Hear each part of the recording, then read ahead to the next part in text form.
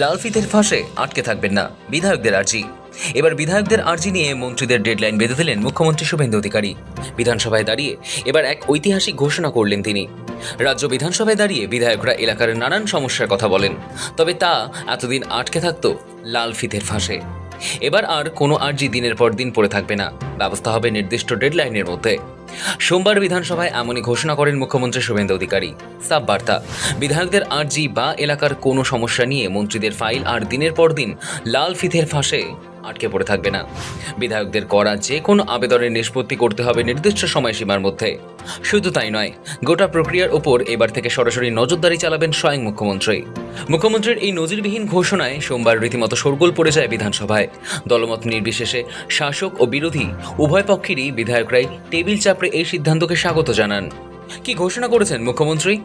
মুখ্যমন্ত্রী শুভেন্দু অধিকারী সোমবার জানান, বিধানসভার উল্লেখ পর্বে বিধায়কদের জানানো দাবি স্পিকার যেন নির্দেশ দেন আগামী 7 দিনের মধ্যে সংশ্লিষ্ট দপ্তরে পাঠাতে হবে। দপ্তর সেই সব দাবি খতিয়ে দেখবে এবং তারপর 7 দিনের মধ্যেই বিধানসভায় উত্তর দিতে হবে, অথবা সেই বিধায়ককে জানাতে হবে যে দাবি বিধায়ক তুলেছেন সেই কাজ করতে পারলে করতে হবে, না করতে পারলে কেন করা যাচ্ছে না, কেন দপ্তর করতে পারছে না সেটাও জানাতে হবে। যদি সেই কাজ করতে গিয়ে দেরি হয় সেটাও বলতে হবে এবং দেরি হওয়ার কারণও জানাতে হবে। নজরদারিতে খোদ মুখ্যমন্ত্রী। শুধু তাই নয়, বিধানসভায় মুখ্যমন্ত্রী শুভেন্দু অধিকারী বলেন, বিধানসভার সচিবালয়ে যেন চিফ মিনিস্টার অফিসে তার প্রাইভেট সেক্রেটারির কাছে ওই সব দাবির তালিকা পাঠান যা বিধানসভায় বিধায়করা তুলেছেন।